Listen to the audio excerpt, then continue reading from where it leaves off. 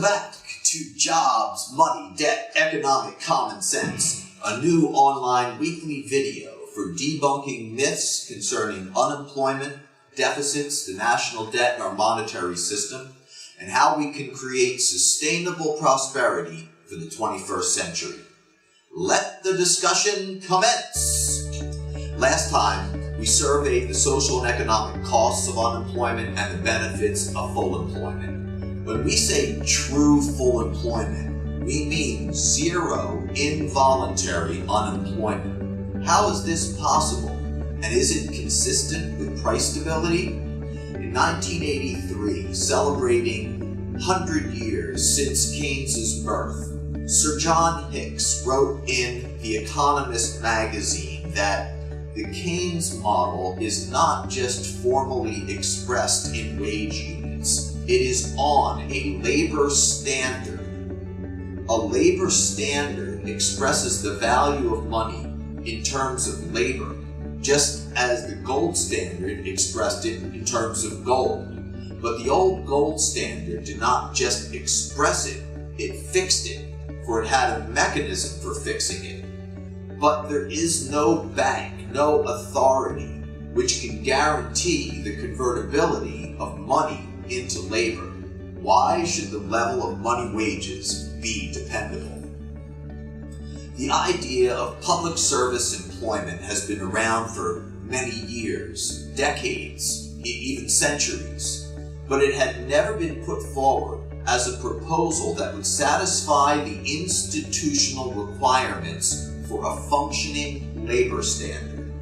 In Warren Mosler's soft currency economics, the federal government, viewed as a consolidated treasury and central bank, acts as the employer of last resort, converting money into labor at a fixed money wage. The scheme provides full employment and price stability, just as, in theory, the gold standard fully employed gold and maintained stable prices by fixing the price of gold in terms of the currency. Beginning in 1996, shortly after I received my PhD, I began to work with a small group of colleagues to expand and elaborate this idea of a job guarantee program designed to satisfy the requirements of a functioning labor standard. Under the job guarantee program, government offers community service employment to anyone ready and willing to work who cannot find a job in the private sector or a regular public sector. No means tests, no time limits. The program therefore acts as a powerful automatic stabilizer with job guarantee employment fluctuating counter-cyclically. Instead of some workers alternating between employment and unemployment with the expansion and contraction of the macroeconomy, they will alternate between non-job guarantee employment and job guarantee employment.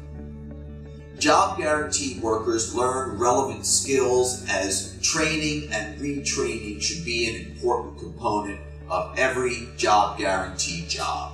Actually, just remaining employed rather than entering the ranks of the unemployed will serve to maintain the skills and knowledge of workers, as unemployment is known to result in the deterioration of skills and knowledge. Job guarantee workers will be engaged in socially useful activities, but they will not duplicate things already being done in the private sector or regular public sector. Importantly, job guarantee activities will not compete with the private sector, and the public sector will not be permitted to substitute government employees with job guarantee workers. The job guarantee program provides full employment without the structural rigidities normally associated with high levels of employment and capacity utilization. With the job guarantee, there's always a pool of labor available to be hired out of the program and into private firms.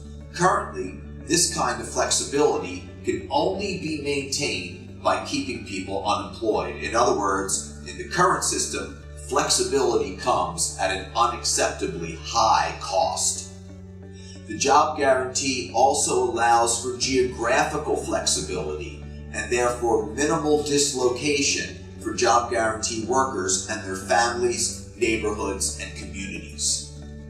There are significant regional and local differences in unemployment rates. Locational flexibility means that job guarantee employment need not cause disruptive dislocation for workers. Rather, employment opportunities can be located where there are unemployed. The local administration of job guarantee programs will facilitate this approach. The national government pays the basic job guarantee wage benefits package, but local governments and neighborhood associations administer the program. Local administration has a number of advantages over a centralized bureaucracy. Local communities know what needs should be prioritized, and local traditions will be respected. The program promotes increased interaction with one's neighbors, and in this and other ways can strengthen community ties. The program therefore promotes mutual aid and reciprocity. Family and neighborhood empowerment allows for a program based on cooperation and local development. Numerous environmental benefits are also possible. Government budget deficits can be too large. They can also be too small. A well-designed job guarantee program ensures that the budget deficit is never too large or too small, preventing both unemployment and inflation. As long as there is unemployment, government hires workers, allowing the budget deficit to increase. The deficit will stop increasing when there's no more unemployment, and total spending in the economy is sufficient to purchase the full employment level of output. The job guarantee is the only means of achieving the right to employment, found in numerous governmental and other documents, including the United Nations Universal Declaration of Human Rights. Employment is also central to the Millennium Development Goals.